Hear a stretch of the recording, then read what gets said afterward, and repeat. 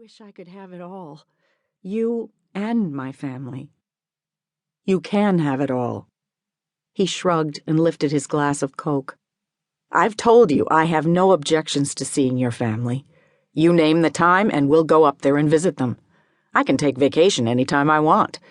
That's the beauty of being the owner of McDonough Chevrolet. I can take time off and leave it in the hands of my capable staff. You know, it's not that simple with my father. Despite her sudden loss of appetite, Anna Mae filled her plate with turkey, gravy, stuffing, a homemade roll, and homemade cranberry sauce. Thoughts of her father rolled through her mind. She knew she was at fault for not reaching out more. However, she'd wanted to build a new life without the emotional complications of dealing with the shunning. I don't get that whole shunning thing. He shook his head. They say it's because they love you. But how is cutting off your child showing her you love her? They shun in order to prevent members from leaving the community. When a member leaves, it's emotionally painful for the member's family. With her eyes trained on her plate, she cut some turkey and moved the piece through the gravy. Dade's the bishop for the district, the religious leader. It's his job to keep us on the right path and enforce the rules of the Ordnung. But we go to our own church. Why isn't that good enough for him and the rest of the community? Why do they have to punish you for leaving? Sighing, Anna Mae looked up at him. Kellen, my family is only following the traditions of the Amish that have come before them. The Amish beliefs and traditions go back a few hundred years. Shunning isn't punishment. They want their children to keep the traditions they've learned from their parents. They respect other Christians and don't believe that other ways of living are wrong. The Amish don't judge others or think their way is the only way. However, they want to keep their children within the community. They love me and want me to come back.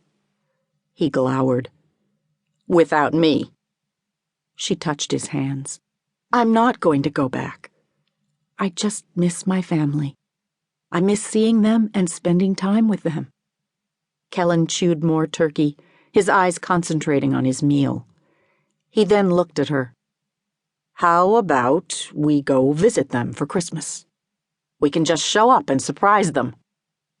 Anna Mae shook her head. That wouldn't be wise. Dade wouldn't take kindly to a surprise visit. I'm certain he loves me, but he's very hurt that I left. I'm sure he thinks I rejected him and my mother. Kellen's expression brightened.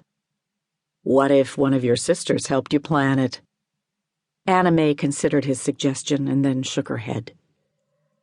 I can't see one of them deliberately going behind my father's back.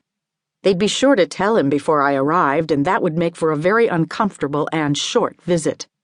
He grinned. I bet I know someone who would be happy to help you. Who? Your brother David's wife. Kathryn. Anna Mae nodded, a knot developing in her throat at the thought of her sister-in-law. She was the most supportive of my relationship with you. She seemed to be the only one in the family who understood why I left. She might consider planning a surprise visit. Kathryn was always known for speaking her mind, despite the consequences. Why don't you write her a letter and tell her how you're feeling? Maybe I will. Anna Mae bit her lip, hoping to stop the threatening tears. I miss her. Let's enjoy this delicious meal. After we're done eating, I'll clean up while you write a letter to Kathryn. Okay. Anna Mae tried to keep the conversation light while they ate. After finishing off the meal with pumpkin pie and coffee, Kellen stood and gathered up the dishes. I'll take care of this. You go write that letter. No, let me help you. Anna Mae rose and reached for his mug. Anna Mae, he began with mock annoyance. I'll take care of the dishes. Go write to Kathryn so you can rest easy tonight. The baby doesn't need the stress you're feeling about your family. Writing to Kathryn will ease your mind. Stepping around the table, Anna Mae brushed her lips against Kellen's warm cheek. I don't deserve you. He set the dishes on the table.